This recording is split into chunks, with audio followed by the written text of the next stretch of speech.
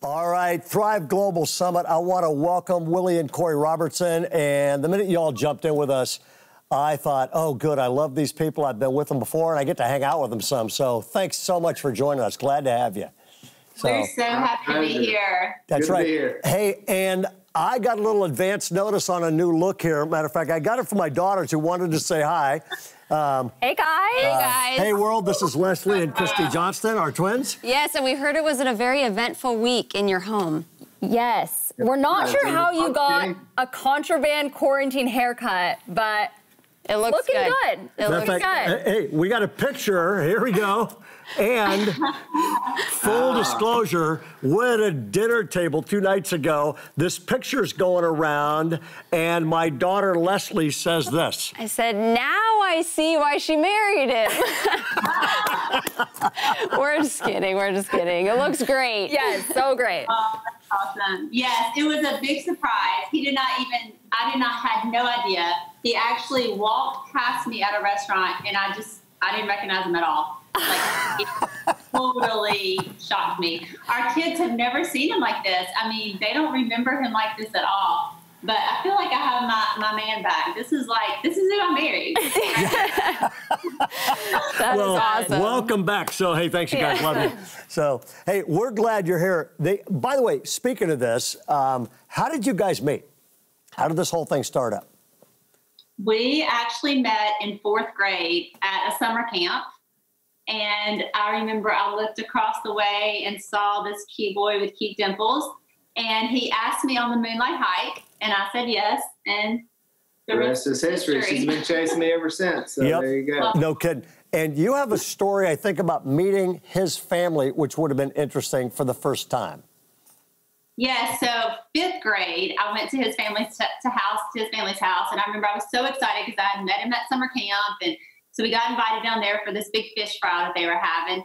And my friend and I walked in, and remember, we're in 5th grade. We walked in, and see Phil for the first time. He's got this big black beard. It was blacker then than it is now. Now it's gray. But this big black beard is very intimidating. And we walk up, and he said, have you met my boys, Willie, Jess, and Jason Silas? And we're like, yes, sir. And he says, they'll make good husbands someday. That's right.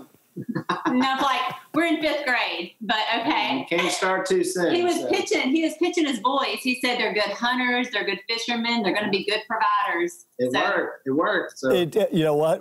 Whatever it takes, huh? Whatever it takes. That is good. Hey, quick question. Most folks around the world know you guys from the reality TV show. How in the world did that come about?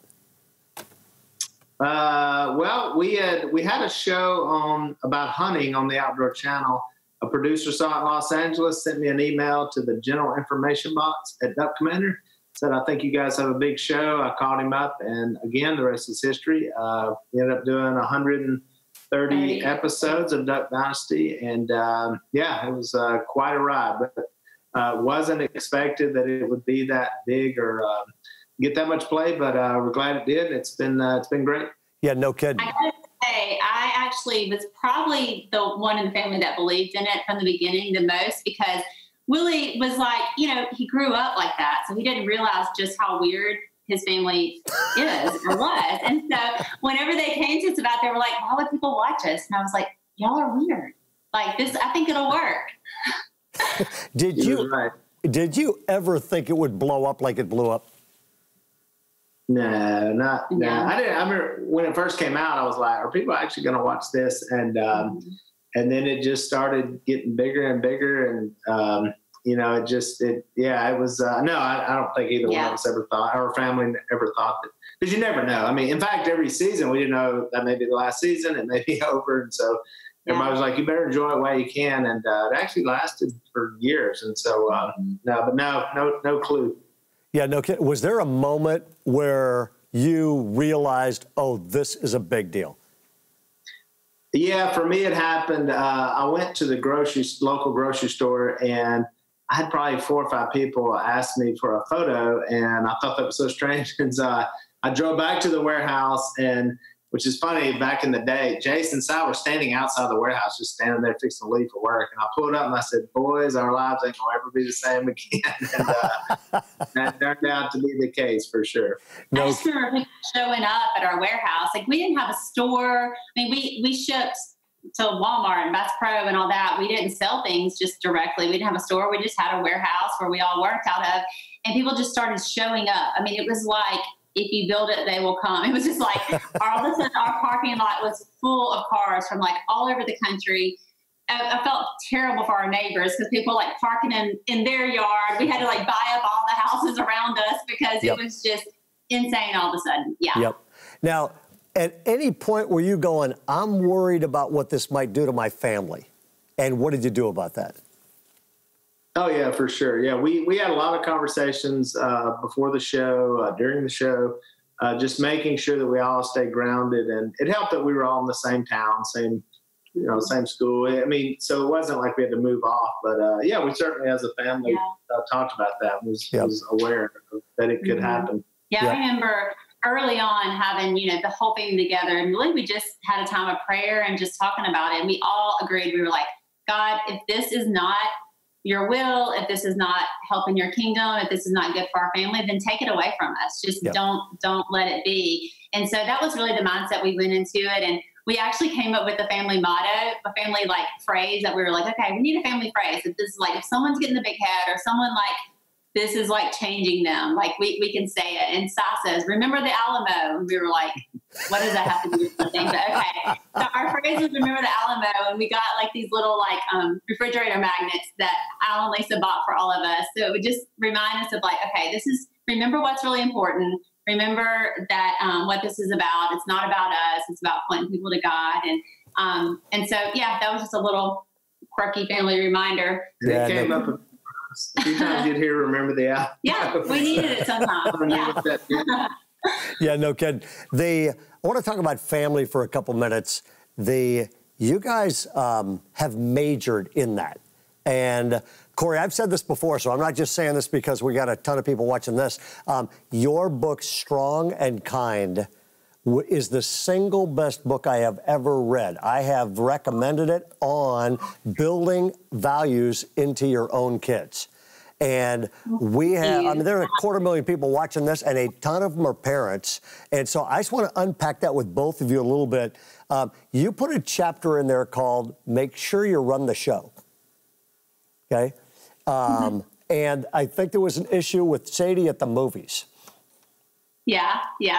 Does that ring any bells? Yeah, I do. Yes, I remember that chapter. And I think I was speaking to a lot of times, I think parents forget who's the parent and who's the kid. And there's this kind of like sense that when children don't have these boundaries and have this security in place, it gives them that security and everything to have the boundaries, have the parent be the parent and them be the kid.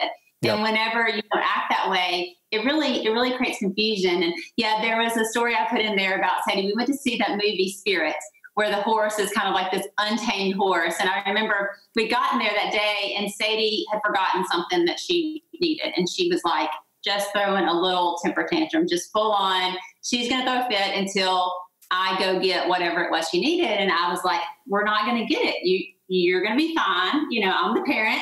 I know what's best for you. You're going to be fine. We're going to make it through it. And so we sit down to watch that film, and she has just been mad, and she's sitting there pouting, and the film starts playing, and it's about this horse that's like untamed and needs to figure out. And you're like, okay, this is the story of Sadie played out. Like, you don't want to, your parent is not about breaking their spirit. We need to like encourage their spirit, encourage the original creation that God made them to be, but also there's boundaries that we have to set for ourselves, and that's what helps us to live a better life and helps us to live a life that God calls us to. And so trying to find that balance in parenthood is probably always the challenge. Yep. Yeah. It was interesting. I was with Bishop T.D. Jakes a couple days ago. We get off, and I turned to my wife and I said, I was just in the presence of greatness. And she said, why? And I said, he's strong, but he's just a warm, gracious guy. You titled your book Strong and Kind. Why'd you pick that title? So I think that was in the early days of our kids. And I was like, you know what have always been about like, we don't want to tell our kids what we want them to be when they grow up. Like, we're like, oh, you got to work in the duck call business, or you got to be a this, or you got to do that. But we wanted to try to instill the character traits to be the kind of people that we wanted them to be when they were adults. And so we kind of talked about strong and kind and how those two character traits are so important in people. I think the strength, and I always thought for our kids is like, I want them to have really deep roots so that whenever the wind blows and whenever the tough times come, like, they're strong enough to handle it. They're going to be there. They might like bend and sway, but they're not going to break because their roots are deep. And so that's where that strength kind of always come from my perspective. And then kindness is just for others. You know, I think kindness is just in the way we treat one another. And, you know, it's more than just like being nice. It's like, it takes it a step further, I think, of like actually being thoughtful of the other person's feelings and how we treat one another. And so those were the two that that we kind of chose when our kids were little. And so in the book, I you know, just encourage parents, like, think about that for your kids. Like, what are the character traits you want for them to have? Don't just think about like, oh, I want them to be good at sports, or I want them to, or all the things that kind of come and go. Honestly, it's the character that you instill in your children that's going to really carry them through life. And I think your dad did that with you growing up, right? He had a list of values and he went over them. Yes. So every year on family vacation, which was like not our favorite part of family vacation by any means when we were kids, but now I so appreciate it. So every year we would sit down and we had this like legacy of values that were about our family. We would come up with what they were. And it was a time, and I think it's important too for your kids to help you come up with what those are, because then there's buy-in, you know? So yeah, the parents are in charge. The parents are putting this forth, but you're letting your kids buy in and say, like, what's important? What are some things that we see that we need to be? And things like being kind, and things like people. One of the things we would always say, people are more important than things, you know, things like that, to where just those little things that you can remember. And so in the back of the book, I do put like our families, we had like, I don't know, 52 values that were important to our family that we kind of come up with through the years on family vacation. Yep. It's funny. I read that. The first time I read it, I went, oh, I wish I'd have read this thing when my kids were 3 years old. But then I thought, I'm going to get everybody else to read this thing when their kids are 3 years old. So if your kids are 3 years old, grab a copy of this thing. It's strong and kind. You can get it from the Thrive Connection website. I've got another question for you guys. And this is a little bit more like, lots of parents are listening to this and they're going, oh man, my kid is hurting. I mean, your daughter Sadie's out changing the world. I mean, it's just very cool what's going on. She's speaking to culture in a way that's God-honoring and classy. Well, she's strong and kind. Was there ever a point where you were going, uh-oh, I'm a little worried about these kids or this kid, and what'd you do about it? Yeah, there's a lot of times where, I'm not sure. I think that's the beauty of children. You never know exactly what's going to happen, all the other influences of their lives, I mean, besides just ours. And so with Sadie was one we didn't, there wasn't a lot of worry. I mean, from my perspective, she showed just a tenacity for the Lord early in her life. She would jump up on the coffee table and start preaching to us when she was 5 and 6 years old. I guess she was preaching to us. We were the congregation in the family living room. And so, she's always had that spirit. And so it's just so amazing watching God use her in her life and now be able to do things that honestly, it's amazing when your kids teach you something. And so that certainly has happened now to where our kids are teaching us things. And so we're like, wow, God's been good. But we have a lot of kids. And so, different times and different ones, how you have to adjust too. It's not the same playbook with each one. Each one are different. They have different needs. And so even, we still have 3 that just graduated high school this year. And so even those 3, they're all different. And so we've been able to adopt kids and have kids come in as well as naturally have kids. So it's been a wild ride with our kids, and still trying to teach them, like I said, with Korie's themes of strong and kind, but also just teach them about the Lord and, his grace and his mercy and how that's affected our lives and really, in essence, help put us together. It's helped kept our families together, especially mine. was through the gospel and through Jesus. And so just trying to teach them that. And, really that's job one for us. The kids are first, making sure that they, and again, not be successful as far as sports or even jobs, make sure that they have on the gospel, they have on what Jesus has done for them and what he can mean for their lives. That was our number one goal with them. Yeah. I have a question for you because you travel so much, or at least did pre-COVID, and have so many relationships. I mean, we've been together in Southern California. We were in Cuba together because Thrive's going to Cuba. And I've watched you with people from every background on the planet. And our country blew up with a health crisis, followed by an economic crisis, a mental health crisis. And then a couple weeks ago, we have a massive race reconciliation justice crisis that blows up, okay? And I mean, I'm in touch with a lot of people, so are you guys. I'm literally going, everybody is overstressed, overwhelmed, overreacting to everything. If you could speak to everybody in America right now and just sort of a message from you two to our country, what would you tell them?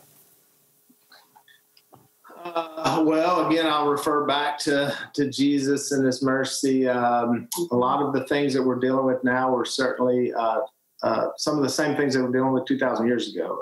Just the different, different place, different races, different cultures. All these things were going on as well. And then Jesus had such a way of teaching these lessons, these simple lessons that made a lot of sense. And so I know I obviously see there's overreaction and there's reaction where there needs to be reaction, and there's a lot of pain. I think a lot of pain. And so again, I yield to the Lord to heal that in our lives. I think certainly as a nation, in some ways, we need to get back to that. We need to look into that. And, race, it hits us as well. We have a biracial child, so I'm the father of an African-American son. So I know what that's like. I know the fear and people being different. And so Korie and I, we pray, but we also ask questions. We see how we can help, how we can deal with things. COVID was certainly one thing. If anything else, it grounded us back, because you're right, Ray. We traveled all over the world, and for the first time we weren't, and we were here. And so our family really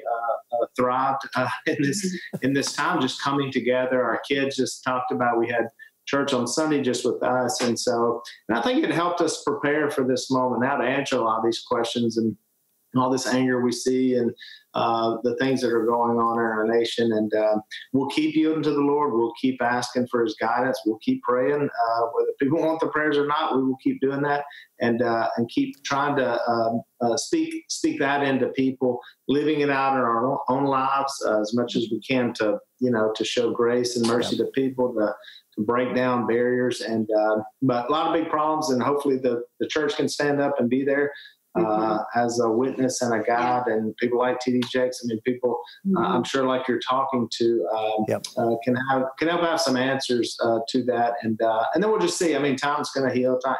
Our country's been through a lot of things in the past. Even now, as we watch back, riots and all these things where it seemed like there's no way we can get through this, and by God's grace, we do. We get through this, and hopefully we can grow, and people will feel like they love our country, and they love what we can do. We were in Cuba together. I've traveled all over this planet. There's places that are rough, really rough to be in. And so hopefully our country can realize that, and realize we do have a lot of good things going. And so let's capitalize on those and continue with those positive traits. Yep. Yeah, it's interesting. I looked at that the other day. I was at a meeting with leaders, and one of the leaders actually said, for some reason, it feels like the government is fighting instead of fixing these things. In other words, both political parties who we elect to fix things are spending all of their time fighting instead of fixing.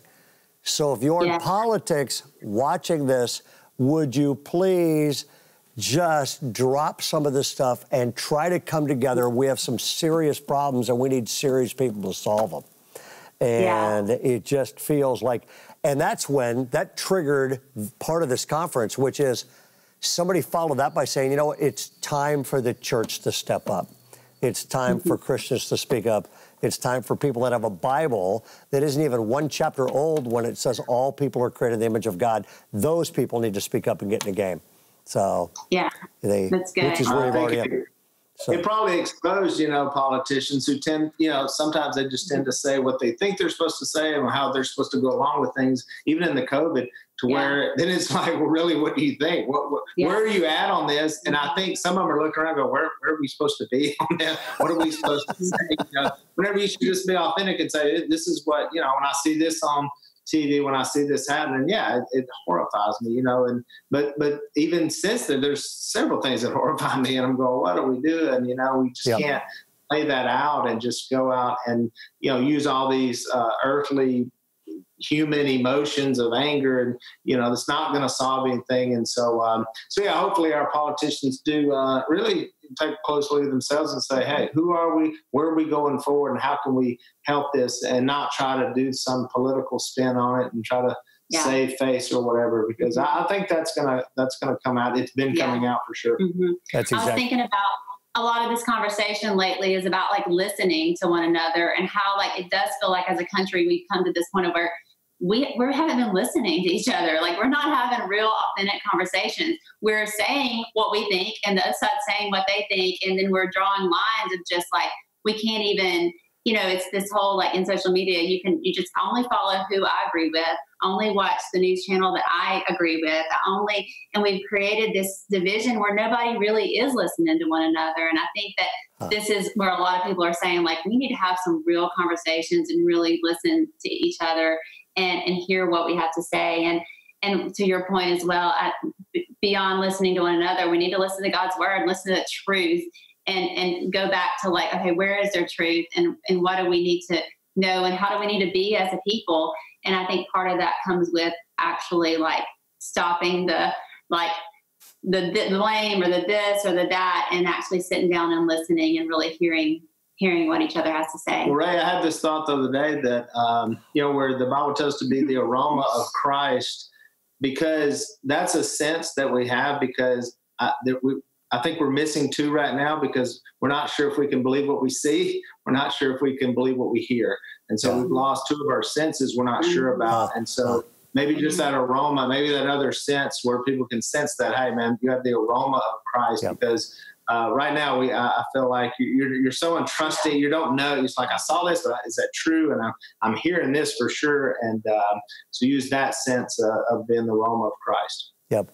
By the way, thank you for the listen part of that, because you're exactly right. You get this sense.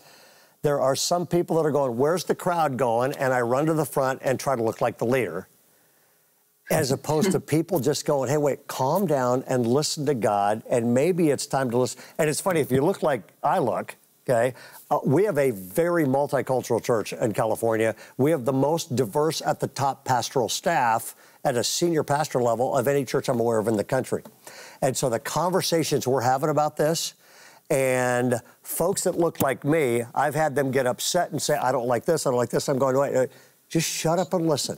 Or I don't like the words. We'll listen to the pain behind the words, but maybe it's time to try to get in that other person's shoes and just listen. So good. So good. Another thing I've been thinking about whenever the pandemic happened and COVID, I think this is a lesson in that what I do really matters to you, and what you do really matters to me. It matters what we do and how we act and how we treat one another. And in this pandemic, it's okay, everyone stay home because we need to watch out for other people. We need to look out, and we got to take care of each other in this special way. And it's a time in our country where or in our world where we've never really seen that of what I do actually matters to you, and what you do actually matters to me. And I think that that's an important lesson as we go into these race conversations and everything too. What we do matters. How I treat you matters. How you treat me matters. Yeah. And that's what's going to help us going forward. Well said. By the way, if you run for president, Willie and I will vote for you. Willie might not. I will. Thank you. That's well said. Hey, I got one last question. This is one of the larger gatherings of Christians that have ever existed. And I think they'd be encouraged by this. How has your relationship with Christ influenced who you've become and your family's become? It's everything. It's everything. Yeah. It's everything. I can, me even being here and my family where they're at was certainly influenced by Christ, with my father coming to the Lord. I'm passionate about evangelism, and so I'm doing that now. I'm actually the evangelism coordinator at our local church, so that's been really fun laying that out, and just have a passion to get that message out to as many people as possible. And Korie and I certainly have had the rewards of that, and received a lot of things from our relationship with Christ. And so I just want to tell as many people as I can about that, and give them that same chance, and not just hold this in for us and go, this works for us, and this is great, but getting that message out. Yeah. I think that even whenever we started filming this show, people were like, "Oh, are you going to talk about your faith? Are you going to?" And we were like, "You can't get around it, because it's who we are. It affects how we treat one another, how we treat our kids, how we interact in the workplace. It's who we are." And so there's not a part of us that's like, okay, this has happened on Sunday morning and this is here, because we know how powerful God's Spirit has worked in us. And we wouldn't be sitting here together if it wasn't for Christ. Our family wouldn't be together at this point if it wasn't for Christ. And so it's everything to us. That's a great note to end. I want to say thank you. You just represent your faith, our faith, and your family with such class. I mean, and part of that is this: you're strong and you're kind, and that's a dynamite combination in anybody leading anything. And so on behalf of everybody, the 250,000 people watching this right now, and then it'll go viral after that, I just want to say thank you, guys. Appreciate you jumping in with us, Thrive. Love you guys. Can't wait to see you again. And good-looking haircut, buddy. Thank you. So good to see you. You Thank too. you so much. Thanks.